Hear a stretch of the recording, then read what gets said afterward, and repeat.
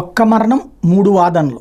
ఇందులో ఒకటి సాక్షిది. ఏలూరు జిల్లా నూజివీడు మండలం తూర్పు దిగవల్లి సర్పంచ్ జగ్గవరపు విజయ్ భర్త వైఎస్ఆర్సీపీ నాయకుడు జగ్గవరపు వేణుగోపాల్ రెడ్డి అనుమానాస్పద స్థితిలో మృతి చెందారు. గ్రామాన్ని ఆనుకుని ముక్కొల్లుపాటు రోడ్లోని తన మామిడి తోటలోని షెడ్డులో ఆదివారం వేణుగోపాల్ రెడ్డి మృతి చెందున్నాడు. ఆయన భార్య విజయ్ ఇచ్చిన ఫిర్యాదు మేరకు పోలీసులు అనుమానాస్పద మృతి కింద కేసు నమోదు చేశారు. నేను నా భర్త కుమారుడు 4 రోజుల నుంచి గ్రామంలో లేము. 4 రోజుల నుంచి నా భర్త ఆందోళనగా ఉంటున్నారు. శనివారం రాత్రి ఆయన దిగవల్లి వెళ్తున్నానని చెప్పారు. ఆదివారం విజయవాడలో ఉన్న మా బంధువులు నా భర్త చనిపోయినట్టు తెలియజేయడంతో వెంటనే బయలుదేరి గ్రామానికి వచ్చాను. నా భర్త మృతిపై అనుమానాలు ఉన్నాయని విజయ పోలీసులకు ఇచ్చిన ఫిర్యాదులో పేర్కొన్నారు. ఈ మేరకు rural SI R Mallikarjuna Reddy కేసు నమోదు చేశారు.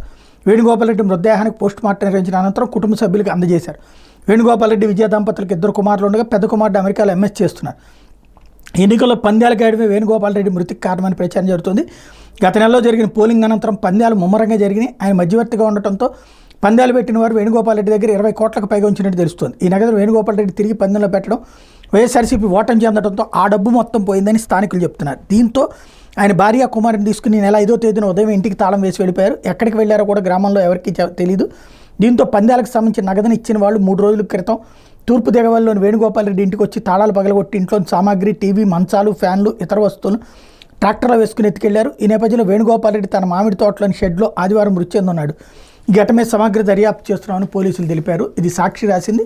ఈనాడు ఏమో ఆత్మహత్య చేసుకున్నారు, దీని ద్వారా ఈ ఘటనతో డబ్బులు పోయేటప్పటికి అన్నటువంటి కోణంలో ప్రొజెక్ట్ చేసింది. ఆంధ్రజ్యోతినేమో అనుమానాస్పదం అన్నటువంటి కోణాన్ని ప్రొజెక్ట్ చేసింది.